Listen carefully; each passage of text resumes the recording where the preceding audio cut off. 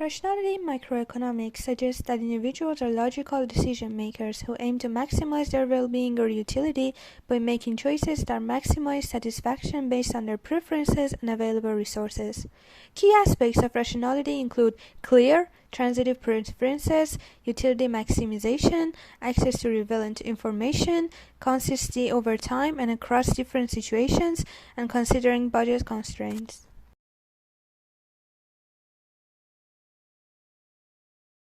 One of the most important influencing factor is income.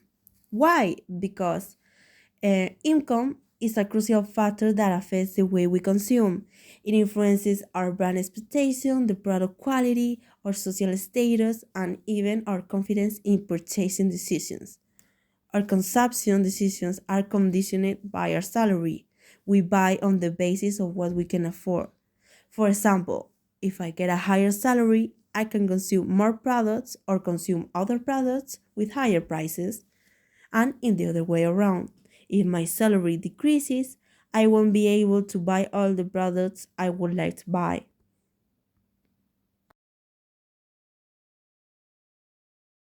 What consumers can buy is not only determined by their preferences or the price of the goods they want to purchase, but also by their salary.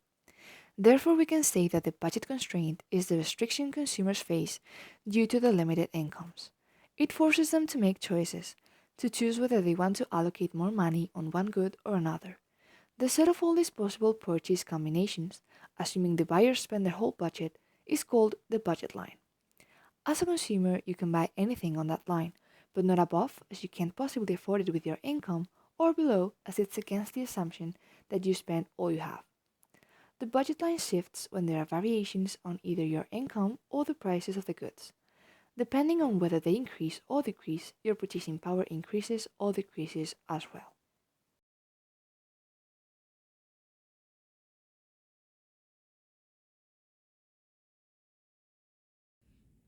The budget set it's the set of all possible consumption bundles that the consumer can afford, taking on account the prices of goods available to the consumer and the consumer's income, which we'll call M.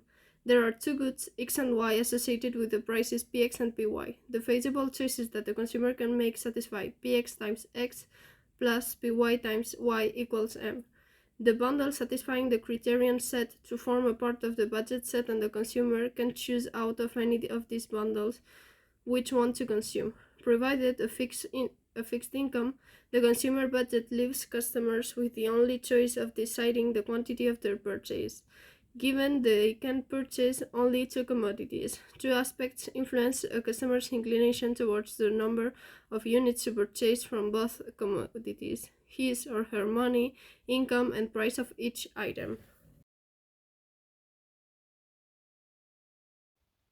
Regarding the concept of budget constraint, we must acknowledge it as all the possible bundles in which a consumer uses all of their income to buy certain goods.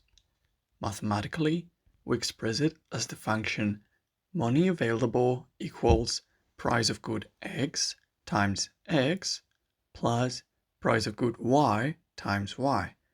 X and Y meaning the quantity consumed of those goods. As a norm, the budget constraint is a downward sloping straight line.